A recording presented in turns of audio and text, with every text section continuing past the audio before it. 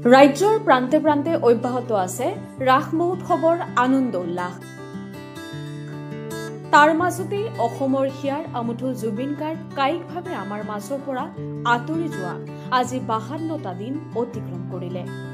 সকলোৰে হিয়াৰ আমঠু প্ৰাণৰ শিল্পীগৰাকীক শ্ৰদ্ধাঞ্জলি জনোৱা পৰিলক্ষিত হ'ল প্ৰতিখন ৰাস মহোৎসৱত।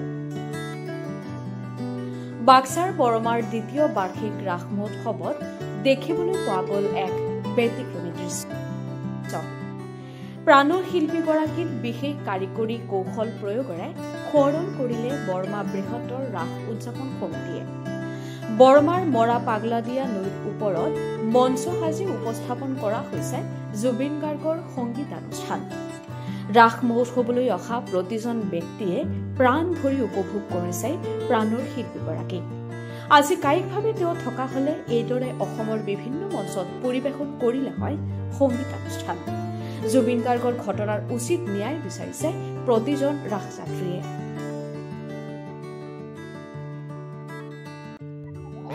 দ্বিতীয় বাৰ্ষিক আমাৰ যিখন বৃহত্তৰ বৰমা ৰাস উদযাপন সমিতি তৰফৰ পৰা আমি আটাইয়ে জানো আমাৰ হিয়াৰ আমঠু আমাৰ অসমবাসীৰ অতিকে আপোন প্ৰাণৰ শিল্পী আমাৰ শ্ৰদ্ধাৰ জুবিন দা যোৱা 19 ছেপ্টেম্বৰত আমাৰ মাজৰ পৰা আঁতৰি গৈছে।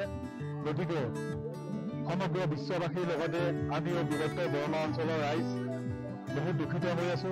গতিকে তেখেতক আমি আমাৰ মাজত জীৱন্ত কৰি ৰখাৰ উদ্দেশ্যে আমাৰ দ্বিতীয় বাৰ্ষিক বৃহত্তৰ বৰমা ৰাস উদযাপন সমিতিৰ তৰফৰ পৰা এক ব্যতিক্ৰমী পদক্ষেপ হাতত লোৱা হৈছে। তেখেতক আমি ব্যতিক্ৰমীভাৱে ধুনীয়াকৈ তেখেতলৈ শ্ৰদ্ধাঞ্জলি যাচিছোঁ আৰু এই চেগতে আমি তেখেতৰ বিদেহী আত্মাৰ সদ্গতিৰ কাৰণে আমি তেখেতৰ বিদেহী আত্মাৰ ওচৰত প্ৰাৰ্থনা জনাইছোঁ। ভগৱানে তেখেতক য'তে আছে কুশলে ৰাখক। আমি যেন সদায় তেখেতৰ সৃষ্টি তেখেতৰ কৰ্মৰাজি আমাৰ মাজত জীৱন্ত কৰি ৰাখিব পাৰোঁ।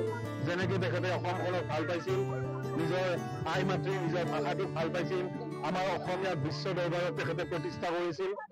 গতিকে আমিও তেখেতৰ সৃষ্টিখিনিক তেখেতৰ কৰ্মৰাজিক তেখেতে দি থৈ যোৱা অৱদানখিনিক আমি আগন্তুক বহু শতিকালৈকে আমি তেখেতক মনত ৰাখিব লাগিব আৰু এয়াই আমাৰ পদক্ষেপ।